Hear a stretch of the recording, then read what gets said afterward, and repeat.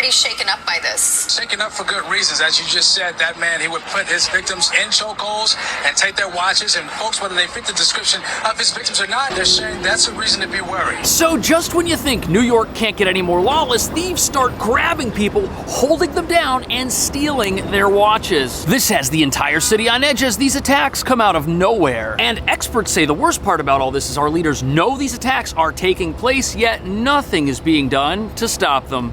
The NYPD trying to get to the bottom of a string of violent muggings over the summer, following the same pattern. The latest case on Friday, when police say an individual approached a 26-year-old male from behind at the 14th Street station. They say he placed the man under a chokehold. Then he got off with the man's Rolex watch. Take a look here. Police say the attack was random. It happened yesterday morning at the 96th Street 6 train station. The victim is expected to survive. I'm walking these streets constantly in the subways, and it is concerning. To get to the level of this, it's dangerous. People just think they could just take advantage of everybody. Just weeks before that, another man, just a year older, was approached in a similar manner on Morton Street. The alleged mugger walked away with, again, another watch. Yeah, I moved here because it's supposed to be a nice place to live, but yeah, I do see that a lot of crime has been going up, so it's definitely concerning as a resident. And now, where is this guy? He hasn't been arrested. Okay, so we have to pay attention.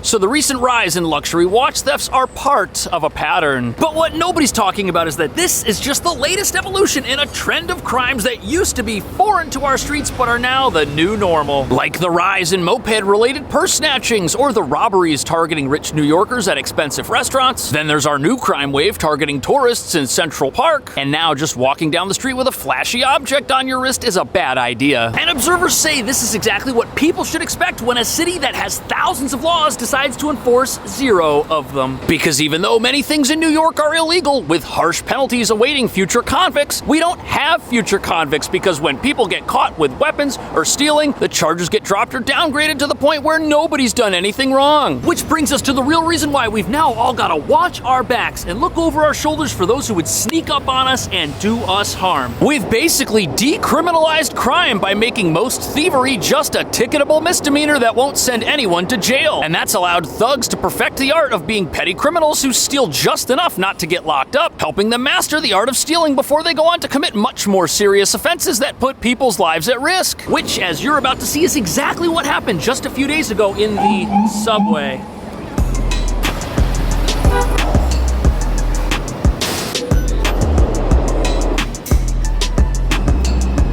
So here we are in New York City's gorgeous, modern, state-of-the-art subway system, and although there are National Guard troops and a surge of police officers throughout the system keeping people safe, this very station is the scene of a criminal's attempted escape after robbing somebody up on street level. It is the bottom of the hour, and we want to take you to look at this video. Take a good look at this man. Police say that he is wanted in a series of robberies across the city that involve putting the victim in a chokehold and then stealing their watches. This happened at least 3 times in the West Village in a span of... Man, can you believe this guy? He was up on street level, grabbing people, stealing their belongings, and then they got him on camera trying to use his Metro card to swipe into this turnstile right here. But there's a reason why the thief was in this particular neighborhood. Because even though the subway system looks like it's on its last legs, this is an affluent part of town with a lot of wealthy individuals. On top of that, this has happened 3 times in less than 2 months, revealing a disturbing pattern of crime that doesn't seem to be stopping anytime soon. And we're not just talking about some sneaky pickpocket here. No, this person is physically grabbing and restraining people as if New Yorkers didn't have enough to worry about as far as personal safety is concerned. Now we got this. Roaming psychopaths who think they're UFC fighters. That is a new low for this city. That being said, this type of crime mirrors other patterns of emerging crime that used to be completely unknown on our streets and in our subways, revealing that New York City is changing in ways everybody hoped would never happen. The NYPD trying to get to the bottom of a string of violent muggings over the summer. I'm walking these streets constantly in the subways, and it is concerning. To get to the level of this, where, you're getting mugged. The mugger's victim seen here at the station talking to police, visibly. So when a new pattern of crime emerges, the first thing the police have to do is they have to dig into it to find out exactly what's going on. And what they've realized is that all of it's taking place here in the West Village, a neighborhood where you have a high net worth of many of the local residents. But apparently watch crime isn't just a problem happening in New York. Apparently, it's part of a growing national trend, with watches being stolen from people all over the place. Because not only has luxury watch ownership grown in popularity recently, there is a large secondary market for these things. Hence why they're getting stolen now off people's wrists. And if you think about it, New York City is the perfect place for criminals who want to do this, because you've got all of these pedestrians, you've got the subway right there on every street corner that you can use to try and escape, which this person did. They're still on the loose. Yet now you've got these brazen criminals who aren't just walking down the street. Sometimes they're also riding mopeds down the street. They ride up on the sidewalk, or they run up behind you, take your belongings, and flee. This is something that most people here are totally unprepared for, and they shouldn't have to be prepared for it. We should have enough police to stop these bad guys and put them in jail, but that's not what our laws allow us to do. These people are getting released. Charges are getting dropped when it's time to prosecute these people, and when you realize that an expensive luxury watch can cost more than a car and it fits in your pocket, we shouldn't be surprised that our emboldened criminal population is now going after these things more and more often, in a manner that seems to just get progressively more ruthless. People just think they can just take advantage of everybody. Just weeks before that, back in mid-July, another man, just a year older, 27, was approached in a similar manner on Morton Street. Before he found himself in a chokehold, the alleged mugger walked away with, again, another watch. I moved here because... So the next person who was robbed on our list, also in their 20s, by themselves, on a street kind of like this, in the same exact neighborhood. Apartments here might not look impressive, but they can cost over $5,000 a month for a one-bedroom. And if the apartments here are insanely expensive, you know that anybody walking down the street has to be able to afford the rent. And when landlords qualify somebody for an apartment, they want to see that the renter makes 40 times the monthly rent. So a $200,000 a year annual income will get you an apartment that's $5,000 a month. And all of these recent purse-snatching type thefts, they've all been concentrated in areas of town like this, where you've got not only expensive apartments and most likely well-off residents, but expensive restaurants where people get all done up to go out and visit. And that's surprising because the West Village now gets an F as far as crime is concerned. In fact, all of the crime here exceeds the national averages by quite a good margin, which is surprising because many a criminal sympathizer in this city loves to talk about how safe it actually is, when hundreds of news reports and stories from real people exist in contrast to that viewpoint. And if you ask any of the people who have been caught up in these recent crime waves, they'll tell you that the entire city deserves an F as far as crime is concerned, because this has been happening all summer long. And here we are at the end of the summer and nothing is being done about it. There's no plan, nothing's happened. And people are wondering what it's gonna take for there to be actual action on this. I moved here because it's supposed to be a nice place to live, but yeah, I do see that a lot of crime has been going up, so it's definitely concerning as a resident. Back in June, just 1 month before that attack, the same exact scenario. The victim, a 29-year-old, mugged at 146. You know what? This has been going on long enough to be considered a legitimate crime wave at this point, and I would think twice about wearing anything nice on any of these streets. Doesn't even matter if the neighborhood looks like what you see around here. There's just no point in making yourself a target as you try to get from point A to point B and live your life like a normal person. And as you can tell from this security camera aimed specifically at the window to this commercial storefront, criminals are looking for easy, tempting opportunities to commit crime. And we're in a city with not enough police to keep everybody safe at the exact same time. And the last thing you want to do is put yourself out there as a shining example of something a criminal might see and say, hey, whoa, what's that over there? You don't want to attract attention to yourself. It's a shame that we now have to start thinking this way, but apparently we do, even in some of the city's neighborhoods that never used to have a crime problem before. But that's the thing. This crime pattern only exists because these reports made it onto the actual news. There's plenty of people getting robbed, having problems in this city, and none of that crime actually gets reported. I had a $2,000 bike stolen a couple of years ago. Did I make a police report for it? No, that would be a total waste of time. Police in this city have more important things to do than try to track down one of the hundreds of stolen bikes that get taken from people every single day. But frighteningly, our criminals have figured out that if the people on the street are wealthy, what's inside their apartment might be worth a lot too. And sadly, as you're about to see, this presents an appealing opportunity to many criminals who want to make even more than they might make going after people walking down the street.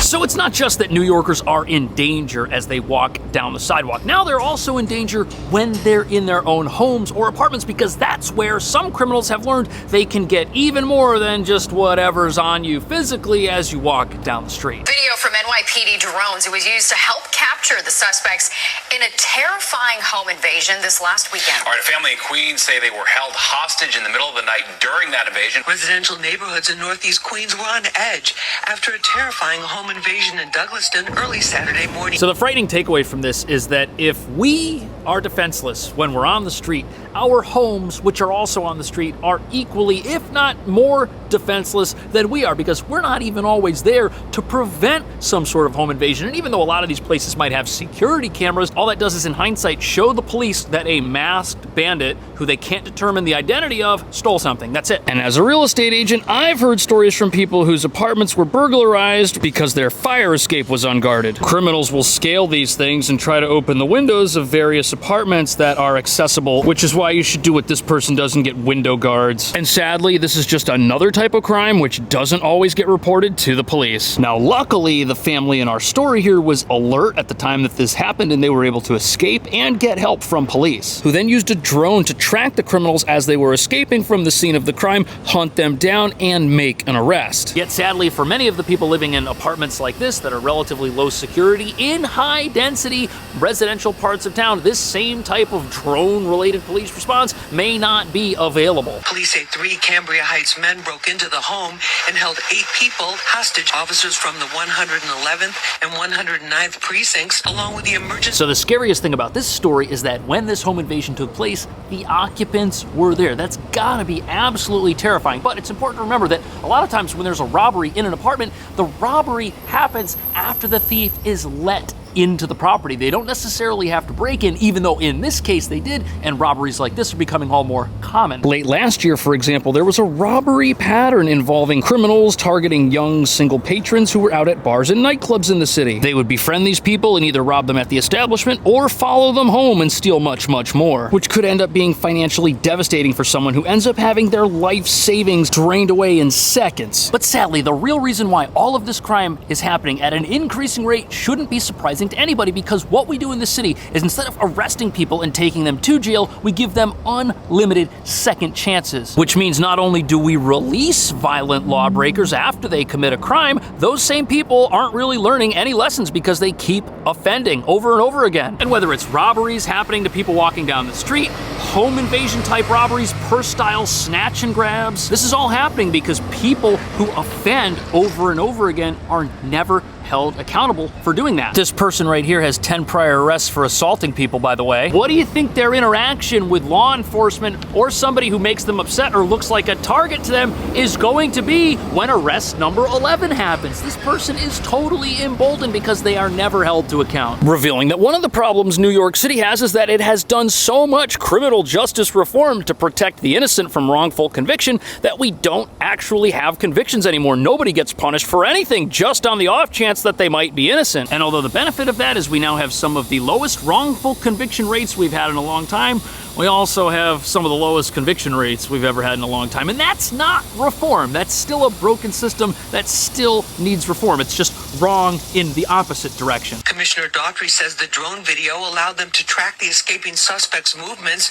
in real time. The 3 men arrested in this home invasion are now facing charges of kidnapping, robbery, burglary, and other felonies. So these criminals who've been arrested here, they're facing a lot of time if they're actually prosecuted and convicted. But as we know, the chances of that happening are very slim, because there's not only a strong likelihood that some of the charges against them will end up being dropped, others will end up being downgraded to less serious offenses, and our system will find some way to miscarry justice and make sure that these people aren't actually remorseful for what they've done because there was no actual punishment. And even if the prosecution wins their case, it's still up to a judge in New York to hand down a sentence upon this person. And not only are judges barred from considering a person's past criminal history when they make new sentences, there's also a very strong likelihood that whatever judge it is will see these criminals as victims of a society that was unfair to them in some way and decide to go easy on them. That happens all the time here. But it gets even worse because we keep hearing from criminal sympathizers that New York is the safest it's ever been. Yet at the exact same time, they're saying that while we've got violent offenders with multiple prior arrests just wandering our streets. And the interesting thing about that, and the way that it relates to restaurant crime and sidewalk crime and purse snatchings,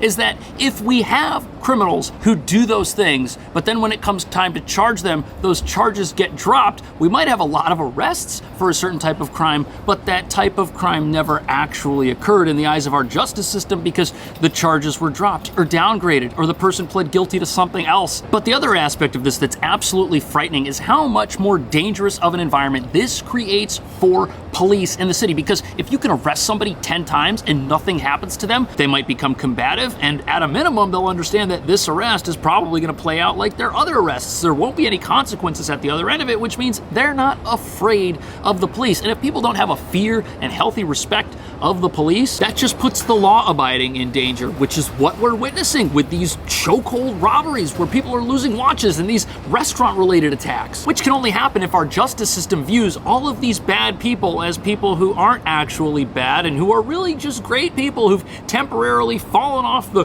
golden path in life, lost their way, they need a little help to get back on, and then they'll be straight A students. Is that what's happening here? Are we feeling so sorry for our criminals in this city that we don't see them as criminals anymore, which is why they get away with committing so much crime? What would you do to stop crime in New York? Should you wear a watch if you're on the street in the city by yourself at night? I don't think so. The news is telling us not to. Let me know what you think. I'll see you in the next video.